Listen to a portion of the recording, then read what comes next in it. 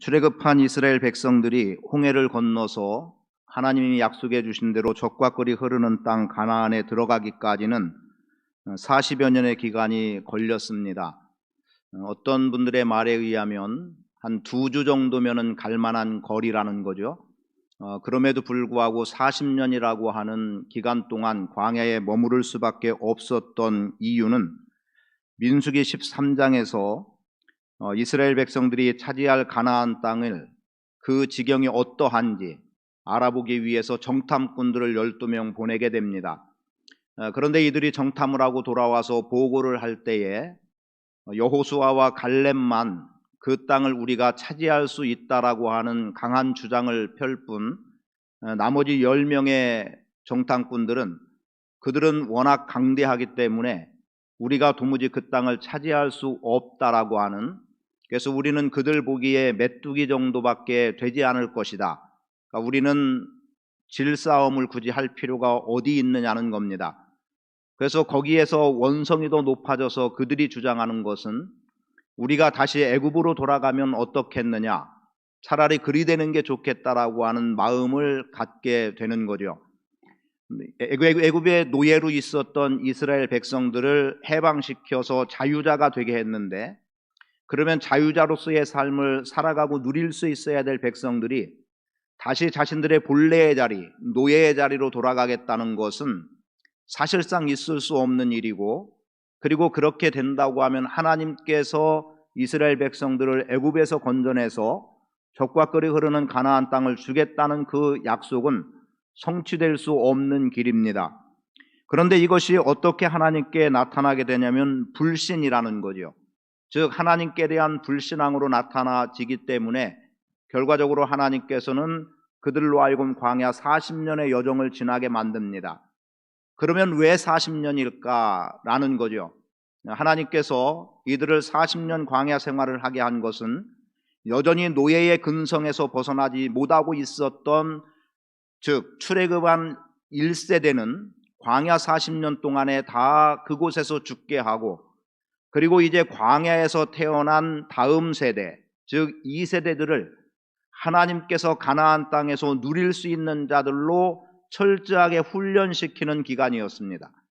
그리고 그러한 훈련을 통해서 그들이 가나안에 들어가면 이제 그들이 하나님의 뜻에 맞게 하나님의 백성다움으로 살아갈 수 있을 것을 하나님은 기대하셨고, 그래서 다음의 세대들이 결국은 가나안 땅을 차지하게 되는 결과를 가져오게 되는 거죠. 하나님 앞에 불신으로 드러났던 것은 결과적으로 약속의 땅을 차지하지 못하게 됐고, 대신에 하나님은 광야 40년, 그래서 이 40년의 기간이 결코 헛되지 않은 것은 하나님은 다음의 세대들을 준비시켰고 훈련시켰고, 그리고 그들이 마침내 가나안 땅에 들어갈 수 있도록 은혜를 베풀어 주셨음을 보게 됩니다. 그렇게 볼 때 광야라고 하는 곳은 훈련의 장소입니다.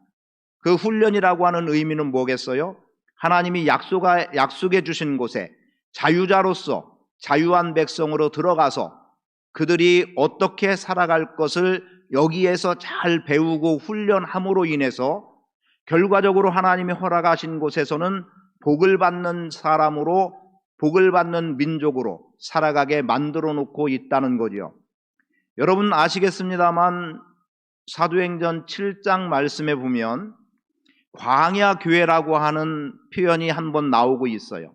그래서 광야를 교회로 규정하고 있습니다. 광야를 교회로 말하고 있다는 것은 오늘 이 땅에서 우리가 교회 생활을 하는 것은 곧 훈련이라는 거예요.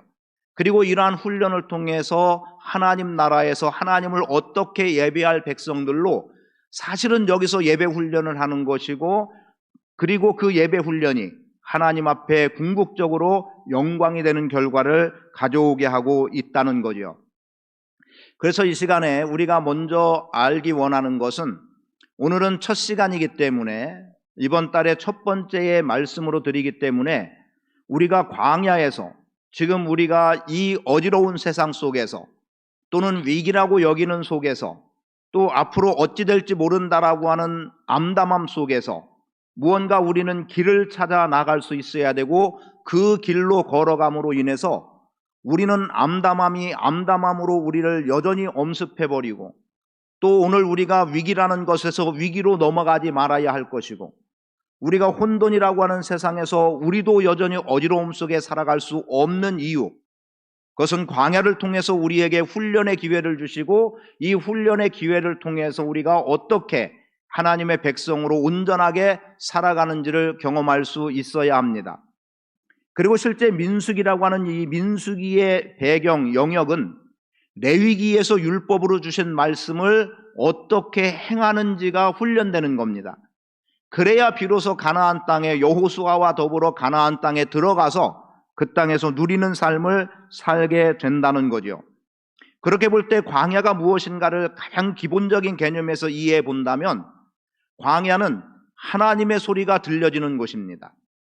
하나님의 소리가 광야로부터 백성들에게 들려지는 거예요. 실제로 출애굽하는 그 과정 속에서도 마찬가지로 하나님이 모세를 부를 때 모세는 미디안 광야에 있었습니다. 그 미디안 광야에서 하나님께서 모세를 불러내셨고 그로 하여금 구원의 길을 시작하게 하셨어요. 그리고 지금 이 백성들은 광야 여정 속에서 가나안 땅에 들어가서 어떻게 행할지에 대한 훈련을 받게 됐던 겁니다. 어찌 보면 하나님께 대한 불신이 가나안에서 어떻게 살아갈 모든 기반을 만들어 놓은 계기가 되기 때문에 그런 면에서 본다면 아니 제가 광야 생활 40년을 겪어보지 않았기 때문에 너무 편한 소리처럼 들려질지 모르겠지만 이것은 오히려 이스라엘 백성들에게 히브리 민족에게는 복의 기회였다는 거죠. 그 이유는 그들이 하나님의 소리를 듣는 자리, 하나님을 만나는 자리, 그래서 심지어 그것을 광야 교회라고까지 사도행전은 표현하고 있는 것처럼 오늘 교회는 하나님의 말씀이 들려지는 곳이고 하나님을 만나는 장소, 하나님의 임재가 경험되는 그러한 자리라는 것을 분명히 할 수 있어야 합니다. 어느 학자는 이렇게 표현했어요. 하나님은 광야의 하나님이시다.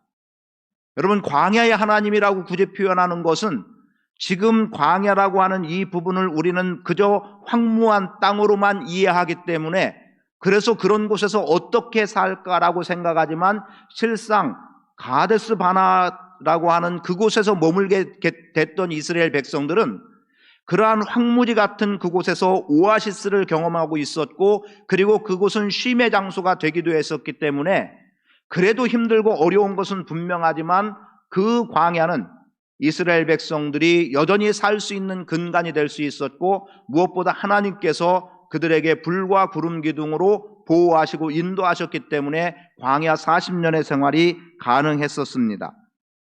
그래서 저는 여러분들이 광야에서 길을 찾기 원할 때 벌써 답은 나왔어요. 제가 전하려고 하는 의도 가운데 하나는 교회에서 답을 찾으라는 거예요.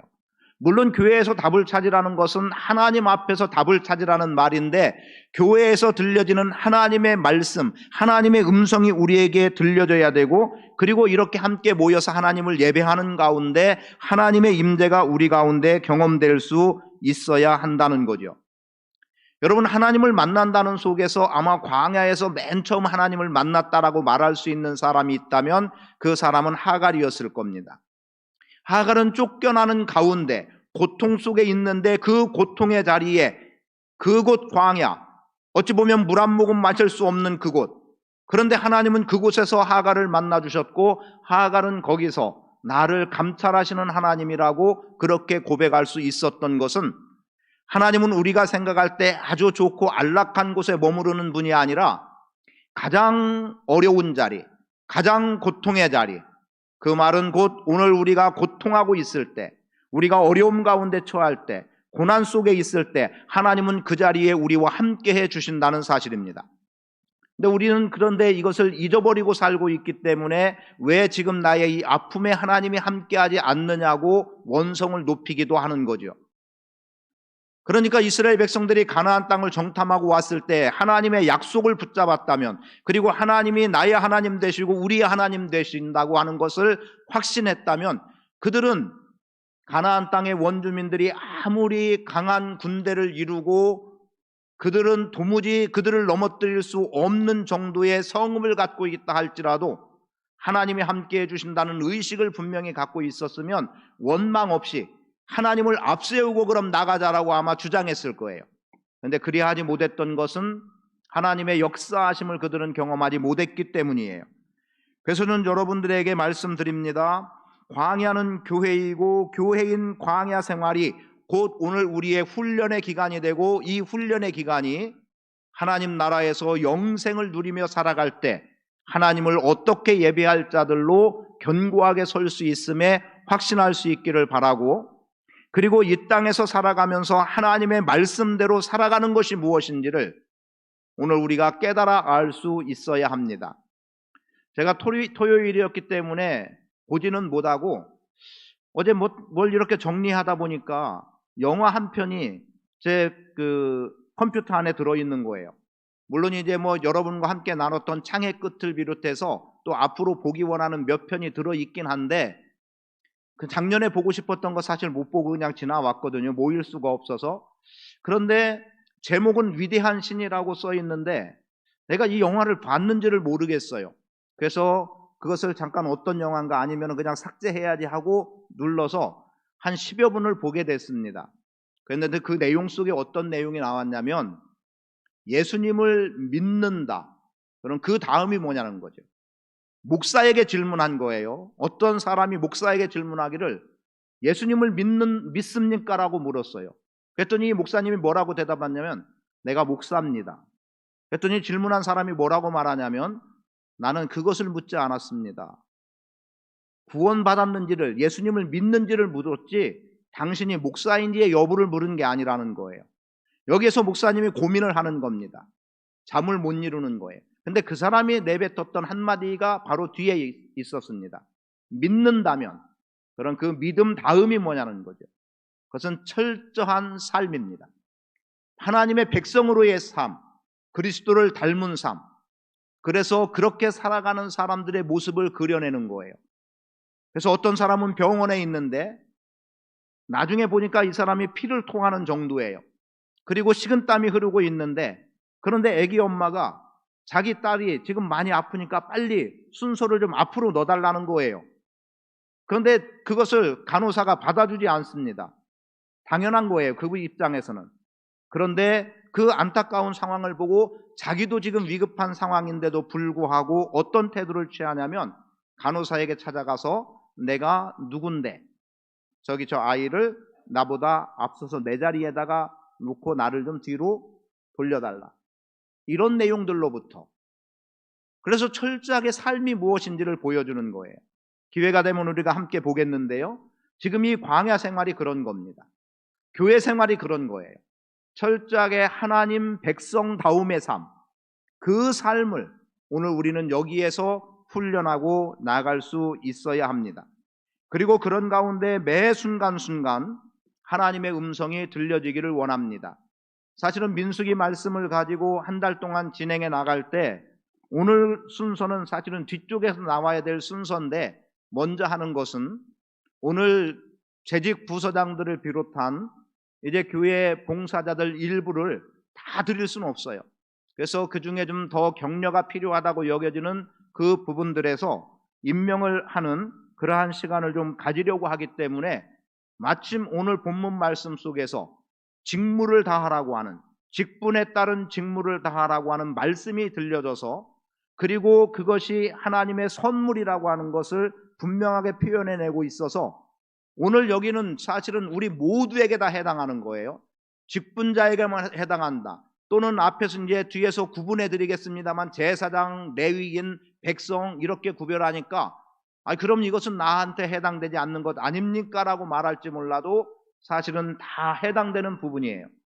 그렇기 때문에 이 부분들에서 여러분 각자가 다 나는 하나님께로부터 가장 소중한 선물을 받은 사람이다라고 하는 것을 인정하고 확신하는 속에서 말씀을 받기를 원합니다.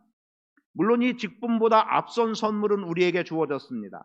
너희가 그 은혜를 인하여 믿음으로 말미암아 구원을 받았나니, 하나님의 선물이라는 거죠.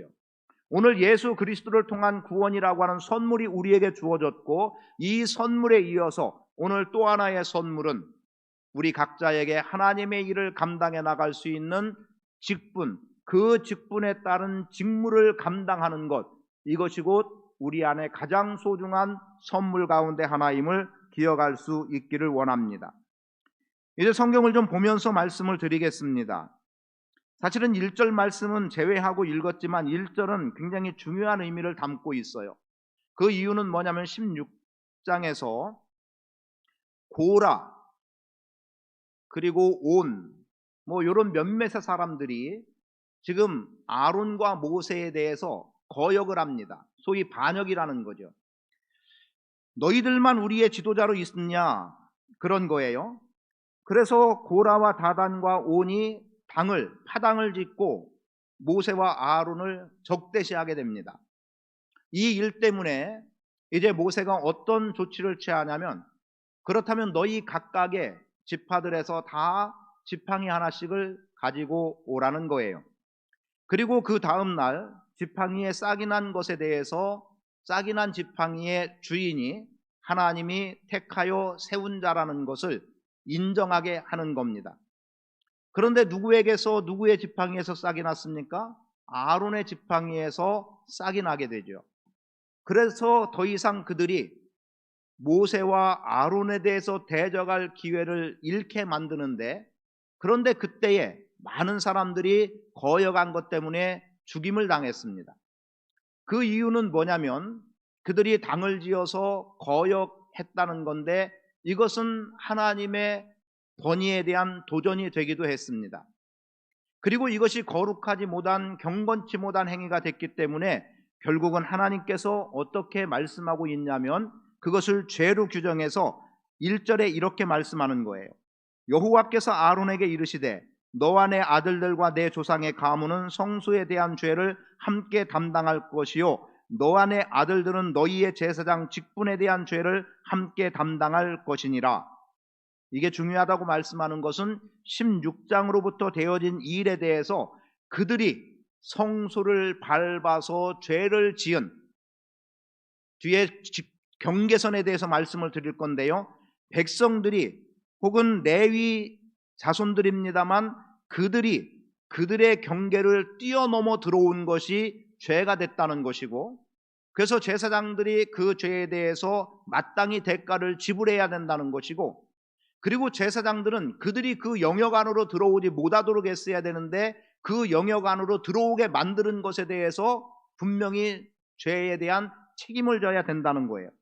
그래서 내 조상의 가문은 성소에 대한 죄를 함께 담당할 것이요 라는 것이었고, 그리고 제사장 직분에 대한 죄를 함께 담당할 것이라고 말했던 것은 백성들이 범한 것에 의한 죄, 그리고 그것을 범하도록 허용한 제사장의 죄, 하나님은 이렇게 보고 있었던 겁니다.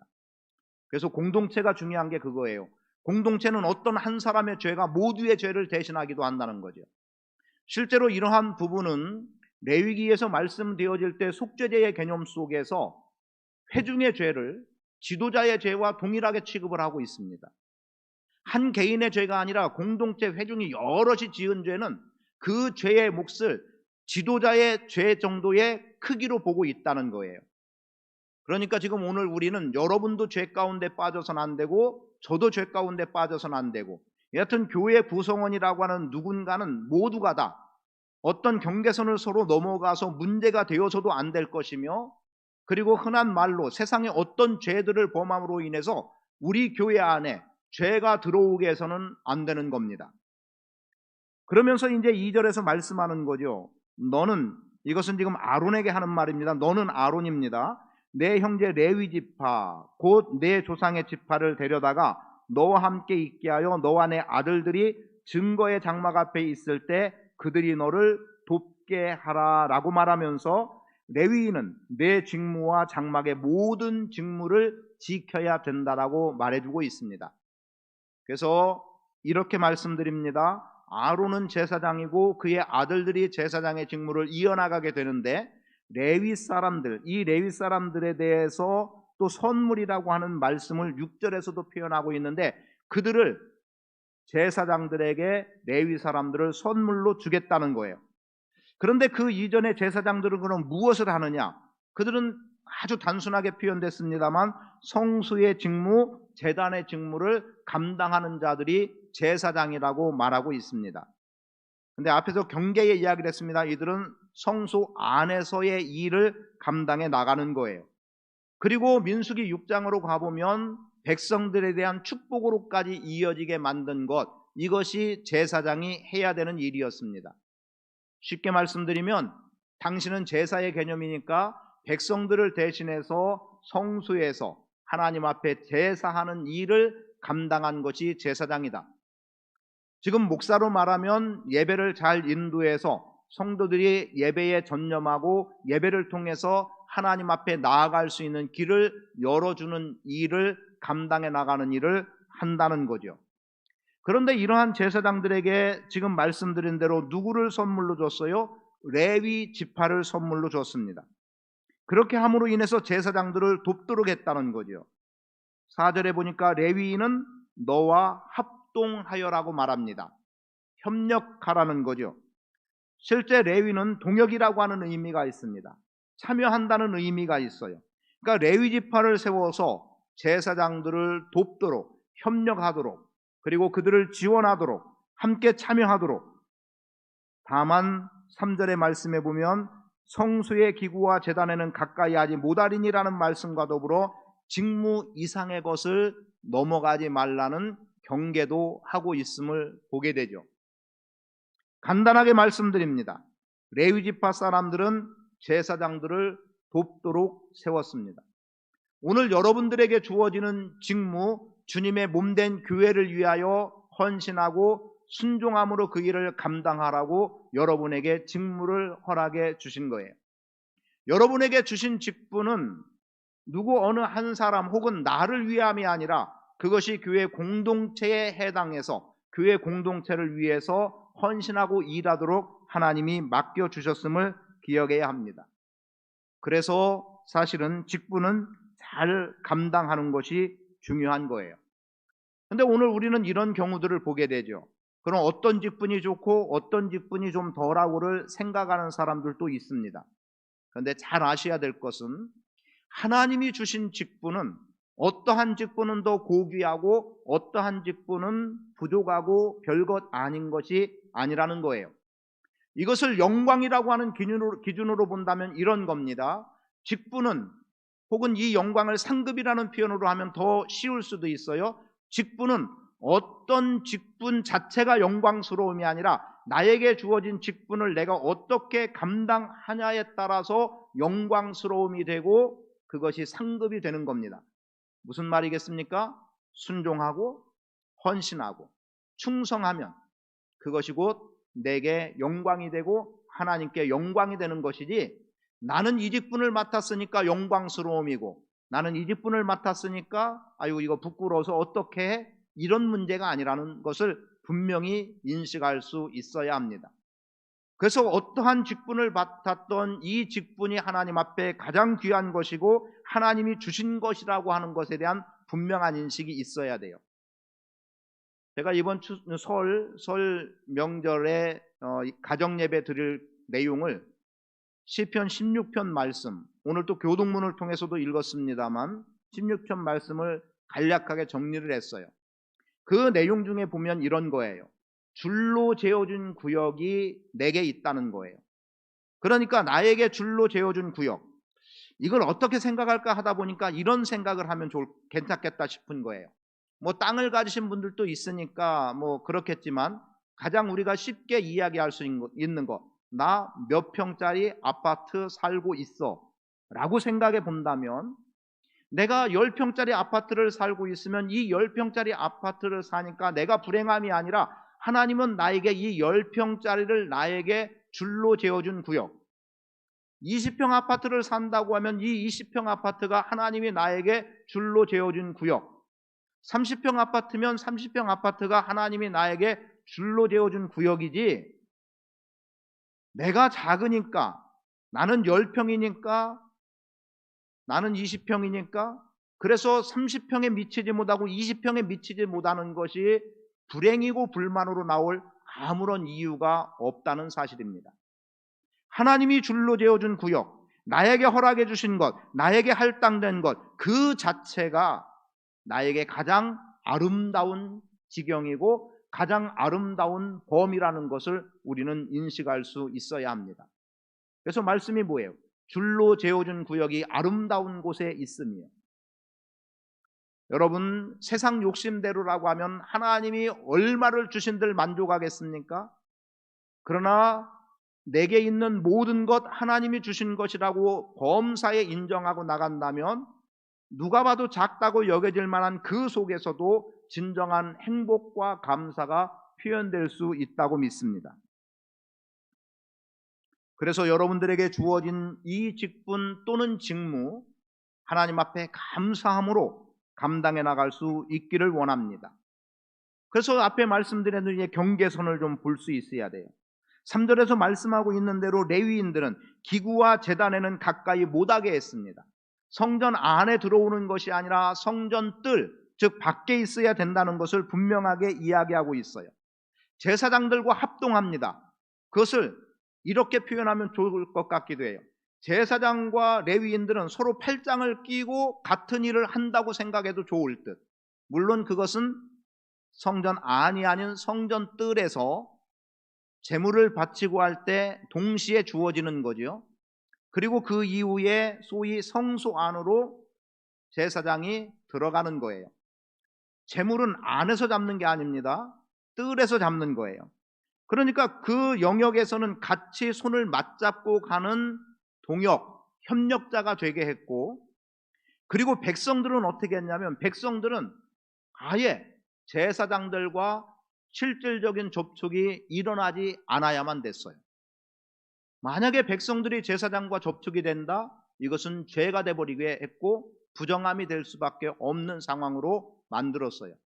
그렇게 본다면 레위인과 제사장은 아주 밀접한 친밀한 관계 속에서 주님을 섬겨나갈 수 있는, 예배하고 섬기고 뜻을 이루어 나가는 자리에 서야 됩니다.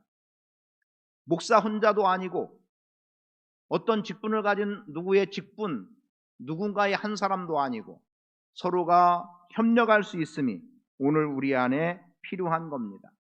그래서 거듭 말씀드립니다. 제사장의 자리는 없고 레위 자리는 그보다 한 수 아래, 더군다나 또 선물이라고 말해서 제사장에게 준다고 하니까 나는 미치지 못함이 아니라 내가 얼마나 순종하고 헌신하고 충성하느냐에 따라서 영광스러움은 제사장이 누리는 영광이나 레위인이 누리는 영광이나 동등하다는 거죠. 다만 하나님은 직무적인 면에서 달리 주셨던 겁니다. 은사도 마찬가지고요. 그래서 여러분, 직분 자체가 영광스러움이 아니라 그 직분을 내가 어떻게 받아들이고 어떻게 충성해 나가느냐가 영광스러움이라는 것을 분명히 알 수 있기를 축복합니다. 그리고 이 직분이 하나님의 선물인 것은 6절에서 이렇게 말합니다. 보라, 내가 이스라엘 자손 중에서 너희의 형제 레위인을 택하여 내게 돌리고 너희에게 선물로 주어 회막의 일을 하게 하였나니, 지금 제사장들에게 레위인을 택해서 제사장들에게 선물로 주었다라고 말합니다. 그래서 회막의 일을 하게 했다는 거예요. 그래서 제사장에게는 선물이 레위인으로 주어졌고, 또 하나는 7절에 보면 너와 내 아들들은 제단과 회장 안의 모든 일에 대하여 제사장의 직분을 지켜 섬기라. 내가 제사장의 직분을 너희에게 선물로 주었은즉, 선물로 주었다는 거예요. 여러분, 제사장에게 제사하는 직분을 선물로 주었다. 오늘 여러분에게 주어진 직분, 하나님이 여러분에게 주신 선물이고 그 직분을 감당해 나가라는 겁니다. 혹시 여러분에게 주어진 직분이 장로요, 권사요, 집사요, 교사요, 그리고 그 외에 또 어떤 일을 맡아서 감당해 나가는 그 부분에 있어서 장로라 함은 나로 하여금 장로가 할 일을 하게 하라는 거죠. 권사라 함은 나로 하여금 권사로서의 삶을 살아가라는 겁니다.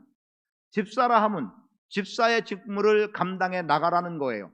그 감당해 나가는 것이 곧 선물을 내 것으로 취하는 것이 되는 것이고, 그 선물을 통해서 내가 만족감을 경험하게 되는 겁니다. 선물을 받았어요. 포장을 열어보지 않은들 뭔지 몰라요. 포장을 열어보지 않는다는 것은, 그래서 그 속에 담긴 선물이 뭔지 모른다는 것은 직무를 감당하지 않았다는 것과 같은 겁니다. 그러나 이 선물을 열고 그 선물을 보고 기뻐할 수 있는 것은 곧 내 직분에 합당하게 직무를 감당하고 사명을 감당해서 누리는 영광과 동일함을 말해주고 있습니다. 그리고 무엇보다 레위인들을 제사장에게 선물로 줬다는 것은 함께 기뻐하고 함께 즐거움을 나누는 것이지, 레위인들이 제사장을 도와서 제사장이 어떤 일을 했으니까 그 모든 영광을 제사장만 누린다라고 아닌 거예요. 그것은 함께 동역한 누구라도 함께한 자들이 동일하게 누리게 되는 영광이라는 것을 기억해야 합니다. 그래서 예수님께서 말씀하셨던 내용에는 이런 말씀도 있지 않습니까? 선지자를 대접하면 선지자의 상을 받는다라는 거죠. 그를 공개한 것이, 먹을 것 한 번 준 것이 선지자의 상을 받는다? 이렇게 표현한다면 여러분, 우리 모두가 다 같은 맥락에서의 복을 누리고 상급을 누리고 살아가는 겁니다. 혹시 목사가 받을 영광이 뭐 대단하다고 여겨지나요? 그럼 우리 함께 동역에 나가면 목사가 받을 영광 다 받는 것 아니겠습니까? 그게 오늘 우리 안에 민수기 말씀을 통해서 우리에게 주시고자 하는 핵심 말씀이라고 믿습니다. 그러면 이것으로 끝이냐? 마지막 여러분들에게 주어지는, 또 저에게 주어지는 약속된 복이 있습니다. 그것은 8절이에요. 여호와께서 또 아론에게 이르시되, 보라, 내가 내 거제물 곧 이스라엘 자손이 거룩하게 한 모든 헌물을 네가 주관하게 하고 네가 기름 부음을 받았으므로 말미암아 그것을 너와 내 아들들에게 영구한 몫의 음식으로 주노라. 음식으로 준다는 표현으로 끝내겠습니다. 먹이신다는 거죠. 공급한다는 겁니다. 그런데 12절을 볼까요? 이렇게 말씀합니다. 그들이 여호와께 드리는 첫 소산 곧 제일 좋은 기름과 제일 좋은 포도주와 곡식을 내게 주었은즉 그들이 여호와께 드리는 그 땅에 처음 익은 모든 열매는 내 것이니 내 집에서 정결한 자마다 먹을 것이라. 제일 좋은 것으로 주신다고 약속하고 있습니다. 저는 목사기 때문에 당연히 그러한 마음을 갖고 있죠. 또 특히 제가 여러분에게도 이미 말씀드렸던 것처럼 20절입니다. 여호와께서 또 아론에게 이르시되, 너는 이스라엘 자손의 땅에 기업도 없겠고 그들 중에 아무 분깃도 없을 것이나 내가 이스라엘 자손 중에 내 분깃이요 내 기업이니라. 하나님이 책임져 주신다는 겁니다. 제가 목사의 길을 걸어가는 것, 하나님이 책임져 주신다는 거예요. 물론 그것을 풀어서 말한다면 교회를 통해서 하나님이 책임져 주시는 거죠.